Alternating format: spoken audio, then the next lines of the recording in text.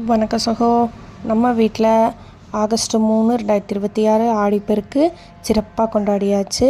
என்ன பண்ணோன்னா, ஒரு கலசத்தில் காவிரி தாயாக நினச்சி தண்ணியை ஊற்றி, காவிரி தாயே இதில் நீ அமர்ந்து நான் கேட்குற வரத்தை தரணும்னு சொல்லிவிட்டு, பச்சை கற்பூரம், ஜவ்வாது, பன்னீர் அப்படின்னு சொல்லிட்டு வாசனை திரவங்கள்லாம் ஊற்றி, தேங்காய் எல்லாம் அழகாக மஞ்சள் பூசி அதில் அழகாக கலசத்தில் வச்சுட்டு, நம்ம வீட்டில் இருக்க பழங்கள் வச்சு நம்ம பாயாசம் பண்ணி அழகாக கும்பம் வச்சு 108 காவிரி தாய் போற்றி சொல்லி அம்மனை துதிச்சிட்டு, என்னோடய வேண்டுதல் ஒன்றே ஒன்று தான். அந்த ஆடிப்பெருக்குக்கு உலகத்தில் யார் எந்த மூலையில் எங்கே இருந்தாலும் அவங்களுக்கு 3 வேளைக்கு கரெக்டாக சாப்பிட்றோம் அவங்க அப்படின்றதும், ப்ளஸ் விவசாயிகளுக்கு முக்கியமாக ஏற்ற காலத்தில் ஏற்ற இது கிடைக்கணும். அது விதையாக இருந்தாலும் சரி, பயிராக இருந்தாலும் சரி, அறுவடையாக இருந்தாலும் சரி, அந்த பொருட்களை பத்திரப்படுத்துறதுக்கு எல்லாமே கடவுள் கரெக்டாக கொடுக்கணுங்கிறது தான் என்னோடய மிகப்பெரிய வேண்டுதல். யாரும் எந்த கஷ்டமும் எப்பவும் படக்கூடாது, அதுதான் பெரிய ஆசை.